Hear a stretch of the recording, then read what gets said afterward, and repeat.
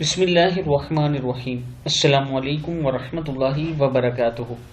आबिद राजा channel की तरफ से आज मैं अपने दोस्तों को सैयदा आयशा सिद्दीक़ा रज़ियल्लाहु ताला अन्हा का एक फरमान बताऊंगा। उससे पहले मैं अपने तमाम दोस्तों से गुजारिश करूंगा कि इस वीडियो को आपने आगे ज़रूर शेयर करना है। तो शुरू करते हैं। बिस्मिल्लाहिर्रहमानिर्रहीम। सैयदा फातिमा रज़ियल्लाहु ताला अन्हा आपका हाथ पकड़ती और बोसा देती। सैयदा आयशा सिद्दीक़ा रज़ियल्लाहु ताला अन्हा का बयान है, मैंने आदात और अतवार और बातचीत में सैयदा फातिमा रज़ियल्लाहु ताला अन्हा से बढ़कर किसी को रसूलुल्लाह सल्लल्लाहु अलैहि व आलिहि वसल्लम के मुशाबे नहीं पाया।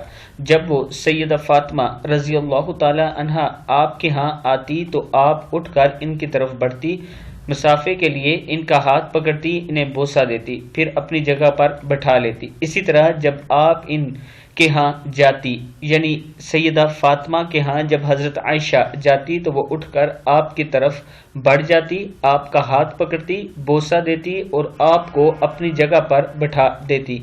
किताब का हवाला ये नीचे मौजूद है, देख सकते हैं। ये किताब अबू दाऊद और तिरमिज़ी दोनों में ये मौजूद है। मैं अपने दोस्तों से गुजारिश करूंगा कि अहले बैत और सहाबा इकराम दोनों से प्यार किया करें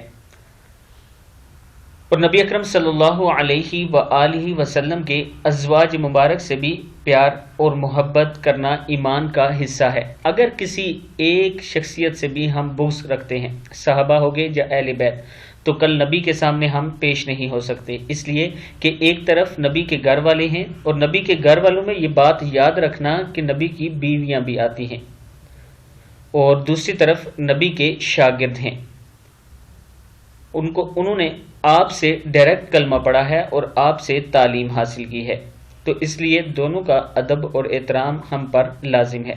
इस वीडियो को आप दोस्तों ने आगे ज़रूर शेयर करना है। अस्सलामु अलैकुम वरहमतुल्लाहि वबरकातुहू।